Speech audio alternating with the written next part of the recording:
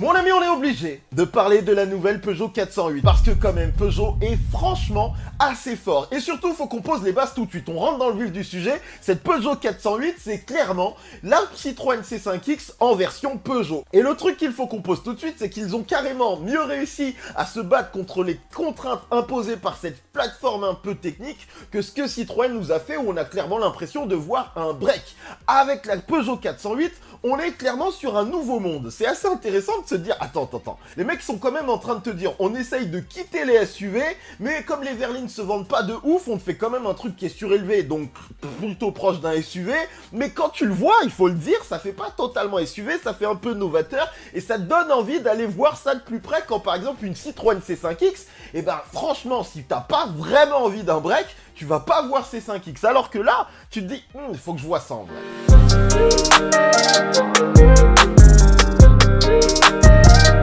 Déjà, il faut tout de suite qu'on se le dise, c'est très intéressant de voir comment Peugeot a tout fait pour faire en sorte de s'éloigner autant que possible de la 308. C'est-à-dire que, clairement, le but du jeu avec cette voiture, c'est de te donner l'impression que c'est beaucoup plus qu'une 308, que tu vas avoir des raisons de payer plus pour cette voiture. Alors que sur le papier, en termes de dimension, ça fait juste 6 cm de plus qu'une 308 SW. Donc tu pourrais acheter une 308 SW. Mais non, avec cette voiture, ils doivent te faire croire que tu es plus proche du monde du 3008 de véhicules plus haut de gamme pour que tu aies envie d'y mettre plus de sous. Et sur la face avant, du coup, effectivement, on a toujours les feux de la Peugeot 308. Effectivement, on a toujours le capot de la Peugeot 308. Mais pour le reste, ils ont fait un effort aussi important que possible pour te faire oublier la 308. Et on peut le noter tout de suite sur la calandre. Calandre qui est fortement surprenante parce que déjà, elle reprend les couleurs carrosserie. Et aux dernières nouvelles, les véhicules qui reprenaient les couleurs carrosserie chez Peugeot, c'était ceux qui étaient électriques. Et là, avec 408, ils sont en train de te dire, on arrête un petit peu ce jeu. Et ça leur permet aussi probablement de préparer le terrain pour des modèles 100% électriques et de probables calandres pleines comme sur le concept Peugeot Instinct. Le but du jeu, c'est vraiment d'essayer de faire en sorte que cette calandre soit un petit peu hypnotisante, que tu ne comprennes pas pleinement à ce qu'elle te propose. Et malgré tout, ils sont obligés de te laisser des aérations, ce qu'ils ont fait sur la partie haute qui contourne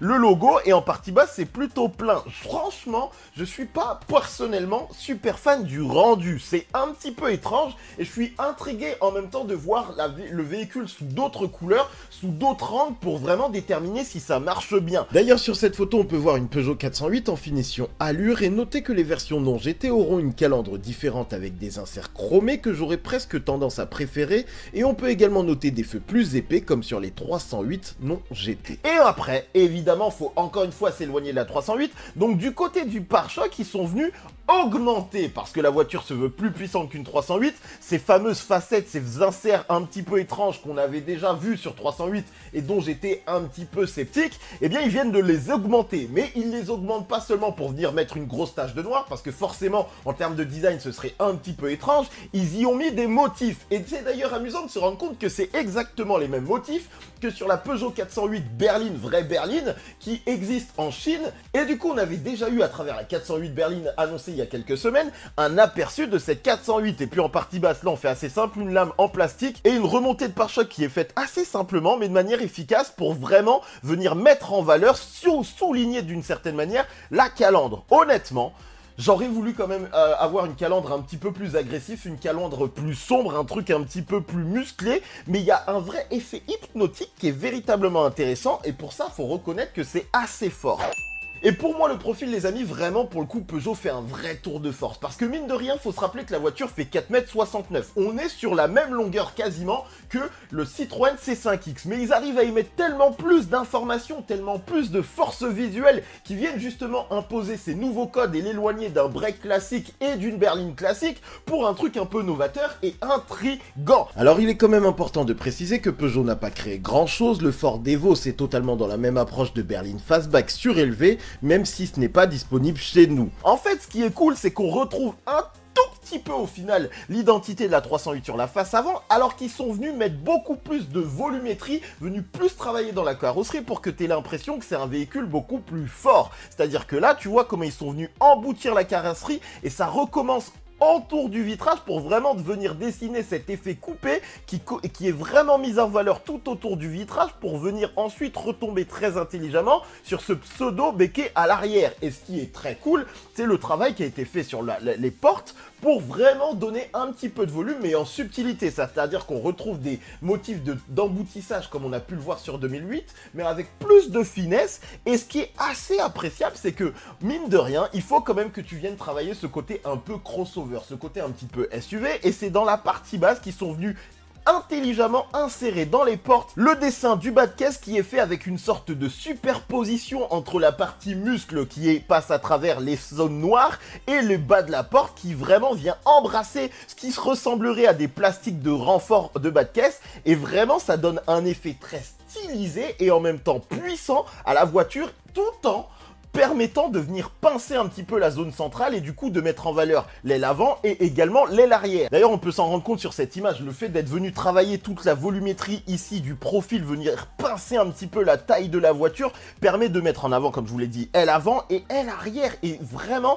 on a un petit effet Ferrari 812 GTS sur ce dessin avec ce petit béquet, cette petite relevée de coffre. C'est des petits détails intelligents. Le petit point surprenant à noter, c'est l'emplacement du logo Peugeot qui n'est plus sur l'aile avant, certainement parce que avec les nouveaux passages de roues, il faut savoir que maintenant on est enfin sur des roues en 72 cm qui permet d'avoir des grandes roues et de compenser l'effet petite roue qu'on avait sur la 308, et ce qui leur permet également d'avoir ces fameuses jantes de 20 pouces qui permettent d'aider à asseoir la voiture avec un style qui, en plus, faut le dire, en termes de jantes, est vraiment surprenant. Le truc en fait que j'apprécie, c'est que elles vont bien avec la voiture. Ah, sur autre chose, ce serait chelou. Mais avec la nouvelle 408, ces jantes un petit peu surprenantes qui évidemment nous rappellent également ce qu'on a pu voir sur le Renault Scénic Concept, et ben ça se pose bien. On peut d'ailleurs déjà voir toutes les jantes qui seront proposées avec la nouvelle Peugeot 408 grâce à ces images. Et pour des exemples concrets, notre version allure de tout à l'heure est ici en jante 19 pouces et je crois que je préfère ce rendu. Et sur cette photo, on peut voir des jantes de 3008 ou 2008 qui seront aussi au catalogue de la nouvelle Peugeot 408. Alors évidemment,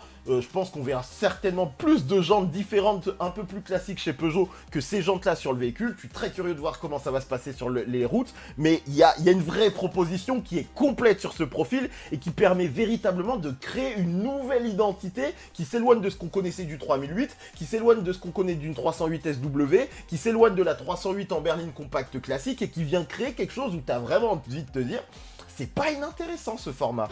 Et sur cette photo du nouvel automobiliste, c'est très intéressant parce qu'on voit quand même qu'on est sur un véhicule sous contrainte. C'est-à-dire que clairement, fallait mettre du volume dans le coffre, fallait garder un petit peu d'habitabilité et sur cet angle-là, tu le sens un petit peu. Le pare-choc, clairement, est un peu immense. Et un truc qui me plaît pas mal et qui se voit particulièrement quand on est pleine face sur l'arrière de cette nouvelle 408, c'est le petit côté Urus. Le travail qui a été fait notamment sur la partie haute du vitrage avec un vrai travail intelligent pour venir cacher certains éléments techniques dans ce pseudo aileron en double bossage permet de vraiment donner une identité très forte, mettre un effet un petit peu ovni qui va faire que quand ça va passer sur la route, tu vas y jeter un œil, ça va quand même attirer parce que le véhicule a l'air d'en imposer. Vraiment, je pense qu'il y a une véritable assise sur la voiture qui va faire que ça va avoir une certaine prestance quand même sur la route. On peut noter quand même que même avec des jantes 20 pouces, des pneus de 72 cm, il reste quand même pas mal d'espace sur les passages de route. T'aurais presque envie de leur dire, bah baissez-la puisque visiblement vous voulez pas faire un SUV, baissez-la encore. Mais globalement, franchement, il y a de bonnes idées. En fait, c'est pas forcément un véhicule qui va me plaire dans son ensemble, mais je suis obligé de reconnaître que techniquement, en termes de design et en termes d'ingénierie, je sais pas exactement si ça se dit comme ça, ils sont tellement bien battus avec les contraintes qui étaient imposées pour faire un véhicule qui puisse plaire à pas mal de monde. Un des trucs intéressants dont il faut qu'on parle également, c'est que sur Peugeot 408, vous avez le même intérieur que sur 308. Il n'y a qu'aux places arrière où on gagne un peu d'espace et c'est un bon point. Et en fait, si vous vous souvenez de mon essai de Peugeot 308, j'avais dit, tu te rends compte que ce tableau de bord, il est construit un petit peu pour être comme dans un SUV. Et j'ai pas envie de conduire haut. Et ce qu'on a appris à travers les retours qui ont été faits sur cette nouvelle Peugeot 408, c'est que ce tableau de bord, il a d'abord été pensé pour la Peugeot 408 et ensuite envoyé sur Peugeot 308. Et du coup, d'une certaine manière, mon analyse était juste, je suis plutôt fier de moi, parce que j'étais dans la bonne direction. En fait, vous dites ce que vous voulez. Franchement, vous dites ce que vous voulez, mais en réalité, il faut reconnaître que Peugeot est assez fort. Et avec 408, qui aurait pu, encore une fois, être le véhicule qui allait un peu trop loin, en fait, ils anticipent à chaque fois un peu les codes. C'est-à-dire qu'ils ont un temps d'avance. Ils savent que le SUV, ça marche, qu'on est en train aussi de se tourner vers les SUV coupés, mais ils se rendent bien compte qu'on commence à user la recette à un niveau assez puissant. Surtout qu'en termes de design, il faut le dire, quand tu vois par exemple un Hyundai Tucson, clairement, on est en train de pousser les codes du design très très loin et parfois à la limite de ce qui est acceptable pour traverser les années très longtemps. Du coup, ils restent dans des trucs très puissants en termes d'identité, mais ils se disent, c'est peut-être le moment de venir créer quelque chose d'intermédiaire qui va donner envie à quelqu'un qui est sur un 3008 depuis le début du 3008 de rester chez Peugeot, mais d'avoir un petit peu un vent de fraîcheur dans le style qui va lui être proposé, tout en gardant de l'habitabilité, tout en gardant du coffre, et un véhicule qui en termes de style soit attrayant, qui attire un petit peu les regards. Et ce qu'il faut le dire, parce que c'est ce que je note depuis des années quand je vous parle de Peugeot, c'est que c'est pas des voitures qui vont plaire à tout le monde. Par contre, c'est des voitures qui font parler tout le monde. Et faire parler de son véhicule, c'est se garantir de la visibilité, c'est se garantir de l'interrogation et des gens qui viennent dans tes concessions voir à quoi ça ressemble et qui parfois posent un chèque. Et d'ailleurs, en parlant de chèque, le chèque il va être costaud là-dessus parce que côté motorisation, il n'y a que 3 propositions. PureTech 130 chevaux, seule version thermique classique, et après vous êtes dans de l'hybridation avec un hybride 180 et un hybride 225. J'en profite d'ailleurs pour vous parler d'un truc, c'est que quand on voit la gueule de cette voiture, on va se le dire, on se demande s'il va pas y avoir une version PSE. Alors, le truc, c'est qu'ils doivent pas en vendre des masses sur la 508 et que clairement, c'est un véhicule qui coûte des sous. Est-ce qu'ils vont prendre le risque de venir proposer cette version sur la 408? J'ai pas la garantie, mais quand tu vois le design de la voiture, tu peux très facilement imaginer une version 360 chevaux, sachant que le but du jeu, et je sais qu'en plus, il y avait du développement de 308 PSE qui était en étude, et ben c'est plus cohérent de venir la poser sur ce type de véhicule que tu vas vendre cher, qui va avoir une clientèle un petit peu plus en recherche de, comment dire, d'image, encore plus que sur une 308, et que du coup, avec une version PSE, tu peux encore aller chercher une clientèle qui a du budget, qui a envie de se montrer, parce qu'il faut le dire, mine de rien, avec cette voiture, s'ils en faisaient une version un petit peu plus typée, avec un pare-choc un petit peu plus dessiné de manière très, dans des lignes très plus tendues que cet arrondi qu'on a ici, et ben tu peux aller chercher des clients chez Audi, chez BMW, parce que la proposition, elle est pas débile.